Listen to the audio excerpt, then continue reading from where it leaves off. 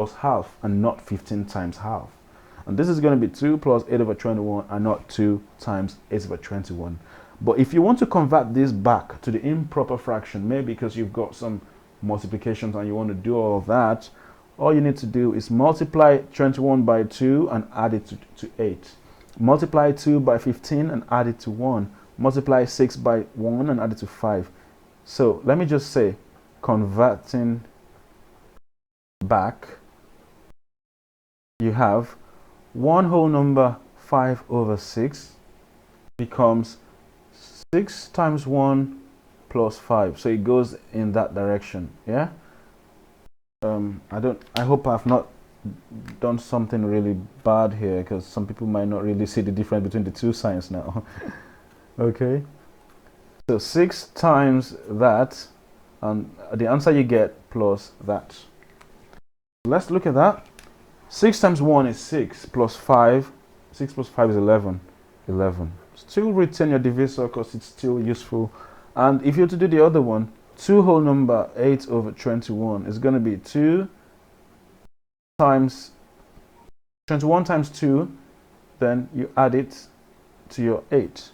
21 times 2 is 42 plus 8, 50. You retain your divisor because it's still very useful. Good. Aha. Now the next question will be decimals. Not a question, of course. I mean, a discussion. Decimals. What are decimals? I think we've talked about that when I spoke about the currency thing. But do you know how we usually end up looking at decimals?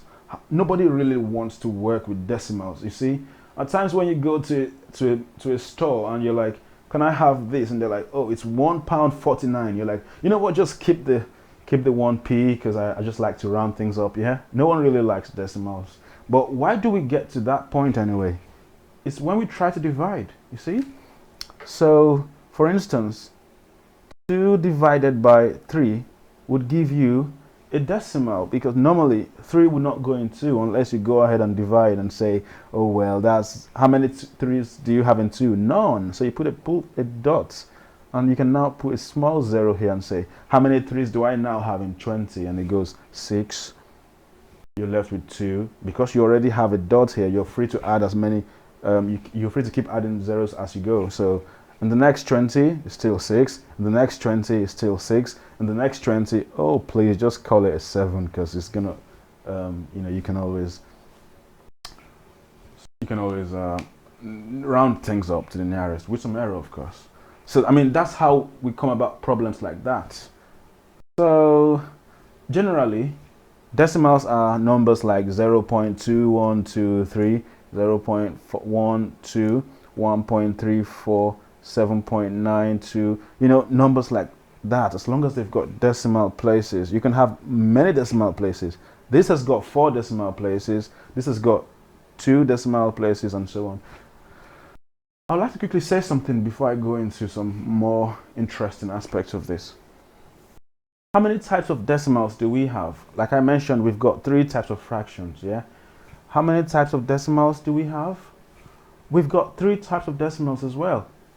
We've got what we call the terminating decimals. We've got what we call the recurring decimals. And we have what I choose to call the unending decimal. It's like an infinite series, you see. It doesn't come to an end. You'll be amazed. There's some things on your calculator, you're like, "Oh my God, how many decimal places am I going to have to do this?"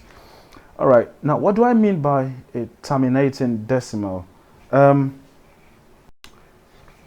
Okay, quickly. A terminating decimal is one that has an end, okay? If something ends, for instance, 0.25. Oh, is that where it ends? Okay, you're a terminating decimal then. 0.3729, and that's it? Is that all you've got? Like, seriously? So you're a terminating decimal. Oh my God. But what's a recurring decimal? A recurring decimal is something like what we just did. 0.66666. Oh my God, will you just stop? It says no.